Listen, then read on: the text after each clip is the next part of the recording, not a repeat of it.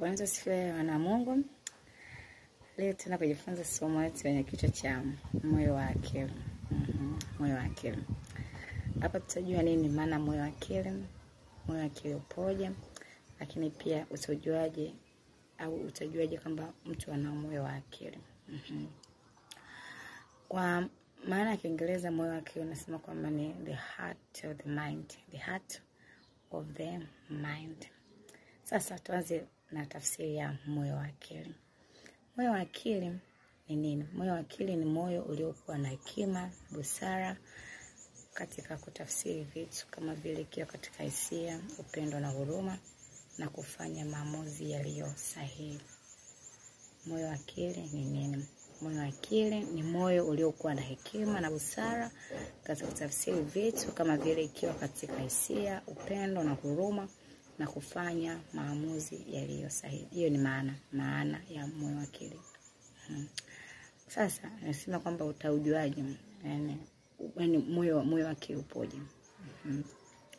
Moyo wa akili ni ile akili iliyo moyoni ambayo Mungu anampatia mtu. Kifupi ni kusema kwamba akili ya kiungu ndani ya mtu.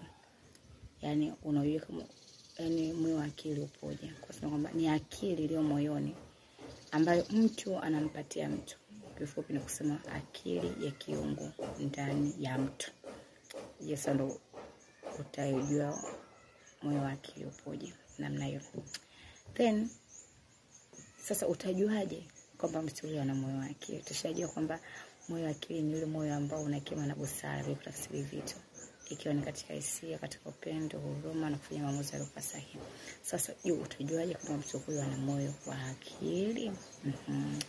Tunaanza kitabu cha Kutoka sura 36 mstari wa 2 nasema kwamba kila mtu aliyekuwa na moyo wa akili ambaye Bwana alimtia moyoni mwake hekima, kila mtu ambaye moyo wake ulimhimiza ili aende kuifanya kazi hiyo.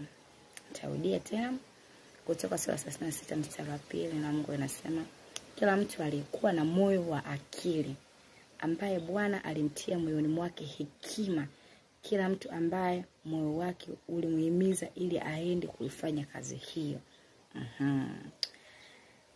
Unaona kitu ambacho nakizingatia hapa ni moyo wa akili. Moyo wa akili. Unaona Kutoka sasa mstari wa 2 nimezungumzia kuhusiana na moyo wa akili. Anasema kwamba moyo wa akili kwanza ni mtu anakuwa na hekima. Tunajifunza hapa vitu kadhaa kama vitatu ambazo vinaelezea moyo wa akili upoje.